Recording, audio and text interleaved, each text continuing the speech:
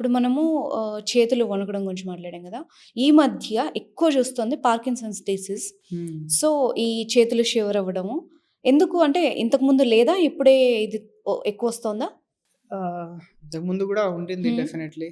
But then అప్పుడు food habits వేరు. అప్పుడొచ్చే క్వాలిటీ ఆఫ్ ఫుడ్ వేరు. హ్మ్. మళ్ళీ I don't know what has changed hmm. Over a period of time. Awareness.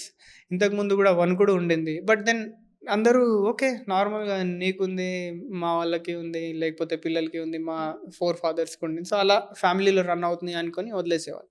And అది గూడా 60, 70 years తర్వాత వచ్చేసరికి దెన్ పెద్దగా ఇంపార్టెన్స్ ఇవ్వలేదు గావచ్చు. అంటే బట్ బై దెన్ ఏజ్ వచ్చిందనుకునేవాళ్ళేమో. But then hmm. ఈ మధ్య ఏమవుతుంది చిన్న ఏజ్. 50కి ఆ! అంటే ప్రొడక్టివ్ ఏజ్‌లో వచ్చేసరికి వాళ్ళ డైలీ రొటీన్ గాని, హ్మ్.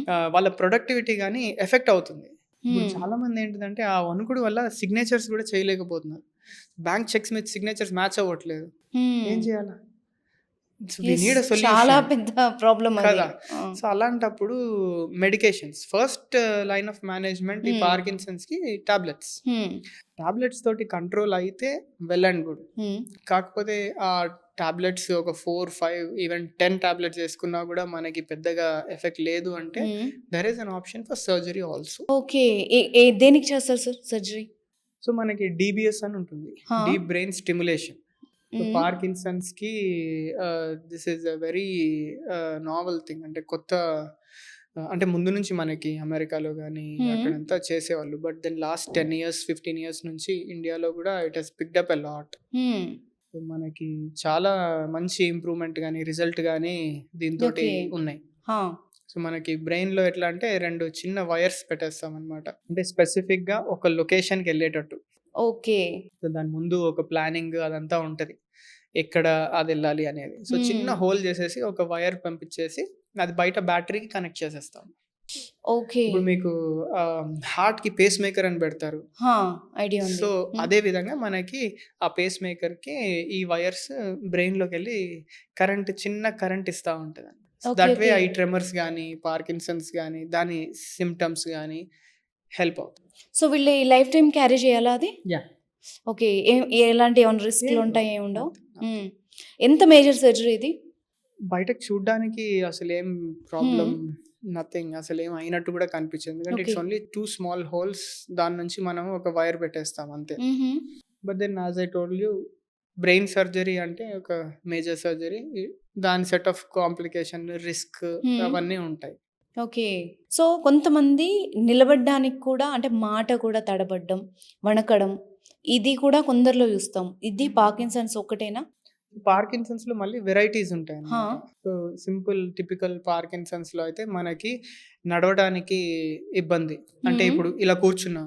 ఇప్పుడు ఈజీగా ఫ్రీగా లేచి నడిచేసి ఎళ్ళిపోతాడు. కానీ హ్మ్. పార్కిన్సన్స్ ఉన్న వాళ్ళకి ఒక 2 నిమిషాలు పడతది.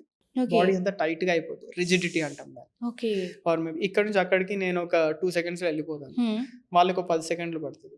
హ్మ్. మెల్లిగా నడుస్తారు. ఇంకా ట్రెమర్స్. హ్మ్. సో, ఇప్పుడు ఏదైనా ఇట్లా కప్ తీసుకునేటప్పుడు వచ్చే ట్రెమర్స్ వేరు. హ్మ్. ఇలా నేను కూర్చున్నప్పుడు వచ్చే ట్రెమర్స్ వేరు.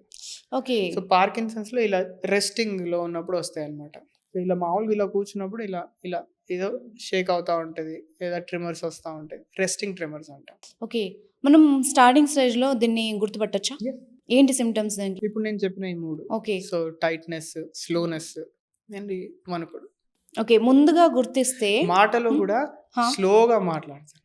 ఓకే. సో, ఇలా ఫాస్ట్‌గా మాట్లాడలేను. హా! ఏది చెప్పినా గూడా మెల్లిగా ఒక టోన్‌లో సో, ఓహ్! ఇలా హై, లో ఉండదు. సో, హుహు. అదే టోన్‌లో ఇలా ఏదో డల్‌గా మాట్లాడుతున్నట్టు. ఓకే. ఓకే. ఎక్స్‌ప్రెషన్స్ తక్కువ పలుకుతాయి. ఓహ్! యాహ్!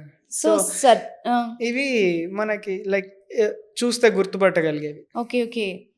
ఎంత కాలం నెగ్లెక్ట్ చేస్తే సర్జరీ వరకు దారితీస్తది దీన్ని? దీనికి యాక్చువల్‌గా మనకి యాస్ ఎర్లీ యాస్ పాసిబుల్ చేసుకుంటే ఇప్పుడు సపోజ్ నేను చెప్పాను 50 హ్మ్. ఇయర్స్. సో, 50 నుంచి 60 వరకి 10 ఇయర్స్. సో, ఆ ఏజ్ మొత్తం మనం టాబ్లెట్స్ యేసుకొని కష్టపడేదానికంటే యాస్ ఎర్లీ యాస్ పాసిబుల్ హ్మ్. మనకి అంటే సర్జరీ వర్క్ అవుతదా లేదా అనే దానికి గూడా ఒక స్కోరింగ్ సిస్టమ్ ఉంటది. So, okay. ఆ పేషెంట్‌ని మనం చూసి ఎగ్జామిన్ చేసి దెన్ వి కెన్ డిసైడ్ హుహు. సర్జరీ అవసరం అవుతదా లేదా అని. ఇవన్నీ మనం నెగ్లెక్ట్ చేస్తే పెరిగేవి లేదా కేర్ తీసుకుంటే రాకపోవడం అంటూ ఉండదు. మనకు హ్మ్. వస్తే వచ్చేస్తది. అండ్ ఇది దురదృష్టం ఏంటంటే ఇది ఒక డీజనరేటివ్ డిసీజ్. హుహు. అంటే ఏజ్‌తో పాటు పెరుగుతానే ఉంటది. ఓకే. ఫుల్ స్టాప్ ఉండదు. కామాలే.